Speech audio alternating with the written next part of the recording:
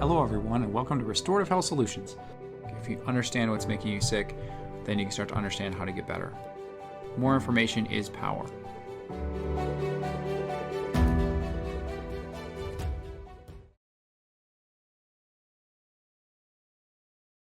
Hi, I'm Dr. Paul, and today we're going to talk about SIBO and histamine intolerance.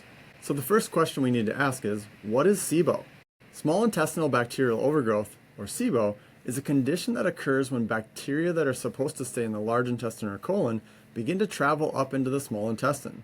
This bacteria then begins to feed on the food in our small intestine, creating a fermentation process that can lead to significant symptoms.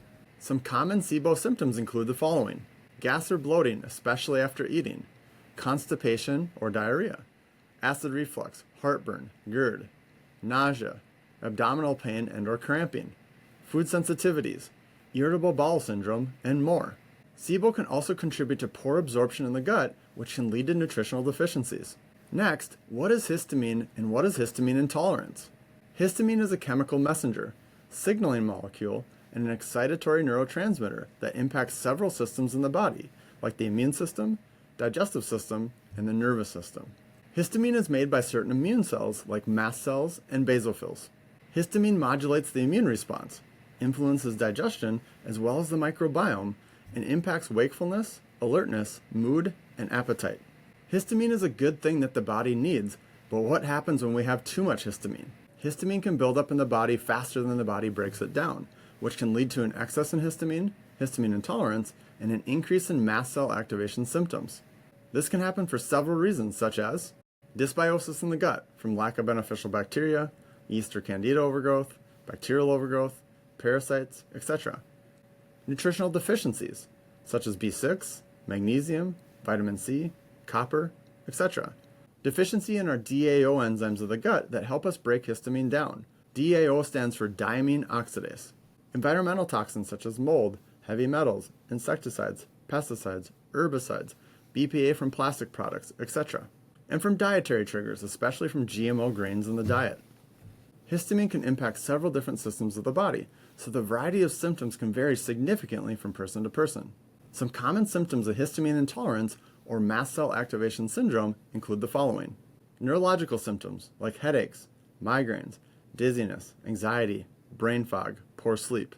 Digestive symptoms such as bloating, abdominal pain, cramping, diarrhea, nausea, heartburn, reacting to fermented foods, fiber, probiotics, several food sensitivities, etc. Immune symptoms such as sneezing, runny nose, congestion, skin flushing, hives, itchiness, eczema, swelling of the lips, eyelids, face, etc. Cardiovascular symptoms such as rapid heart rate or heart palpitations that often happen after eating, low blood pressure, hot flashes, feeling hot, etc. And other symptoms such as sensitivity to temperature changes, fatigue, increased hormonal symptoms prior to or during the cycle, etc. So how are SIBO and histamine connected? With SIBO, some of the bacteria that can migrate north into the small intestine are histamine-producing bacteria. Bacteria such as Pseudomonas, Klebsiella, Citrobacter, Morganella, Proteus, Enterobacter, Fusobacterium, and even certain strains of Lactobacillus can produce histamine. This is why certain people don't do well with certain strains of lactobacillus in the form of probiotics until the dysbiosis is addressed. If the bacterial overgrowth involves a lot of these histamine-producing bacteria, then this can lead to histamine excess and histamine intolerance symptoms. So what symptoms do both SIBO and histamine intolerance have in common? Bloating and abdominal discomfort, especially after eating. Gas and distension. Loose stools, diarrhea, or inconsistent bowel habits. Heartburn, nausea, or early satiety. Fatigue or brain fog, especially after a meal. Headaches or migraines. Anxiety, irritability, or sleep disturbance. Flushing or feeling warm after meals. And a number of food sensitivities. It's very common for these patients to react to a wide variety of foods. Next, does SIBO cause mast cell activation syndrome? SIBO doesn't cause mast cell activation syndrome, but it can contribute to an increase in mast cell activation symptoms downstream. MCAS, or mast cell activation syndrome, is a chronic condition where mast cells become overactive and release excessive amounts of inflammatory chemicals, including histamine. SIBO can certainly increase histamine levels due to certain bacteria producing excessive histamine. This excessive histamine can make mast cells even more sensitive, causing the cells to degranulate and release even more histamine. If someone's body is sensitized to histamine, this can lead to an increase in mast cell activation symptoms. Here's a list of other factors that may make someone more prone to a flare in their mast cell activation symptoms. People with a history of mold exposure, genetic predispositions that impact their DAO enzyme production in their gut, poor methylation or suboptimal detoxification, and chronic infections. We've mentioned DAO a few times, so what exactly is DAO? DAO stands for diamine oxidase, which is an enzyme present in the gut that helps break down and degrade histamine. So does SIBO cause DAO deficiency? There are several factors that can contribute to a DAO deficiency, and SIBO is one of them.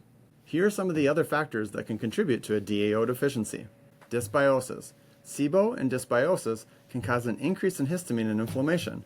The inflammation can then suppress DAO enzyme production, while there's an increase of histamine being produced by the bacteria. Nutritional deficiencies of cofactors needed for DAO production. Dietary factors. Genetic predispositions or SNPs involving DAO. Certain medications. Estrogen dominance. Chronic inflammation, and more. So what about probiotics? Can probiotics contribute to histamine intolerance? There are some strains within the lactobacillus species that can increase histamine levels, and several others that do not. Most of the bifidobacterium strains do not increase histamine levels and actually have been found to be helpful in degrading histamine. Here are some simple strains that either have no histamine production or have histamine degrading properties to them. Lactobacillus plantarum, Bifidobacterium longus, Bifidobacterium brevis, and Bifidobacterium infantis. So what dietary approaches can you use to support healthy gut and histamine balance? Low histamine diets can help minimize the histamine intolerance or MCAS symptoms while you're trying to get to the root cause. A lot of the high histamine foods are really healthy overall, but can increase symptoms if someone already has histamine excess. Here's a list of high histamine foods.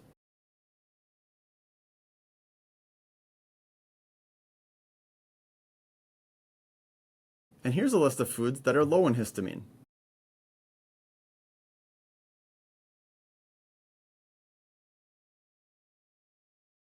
And lastly, is there anything else that we can do beyond the diet? Here are some really important lifestyle factors to consider to support healthy gut and histamine balance. Stay well hydrated by drinking clean, filtered water. Get good, restful sleep, 7 to 9 hours preferably. Practice good stress management strategies. Make sure you're breathing clean air. Get outside and breathe the fresh air when you can. And move your body and find a form of exercise that you tolerate well. Well, I hope you learned a little bit today about the connection between SIBO and histamine intolerance. Until next time, I'm Dr. Paul.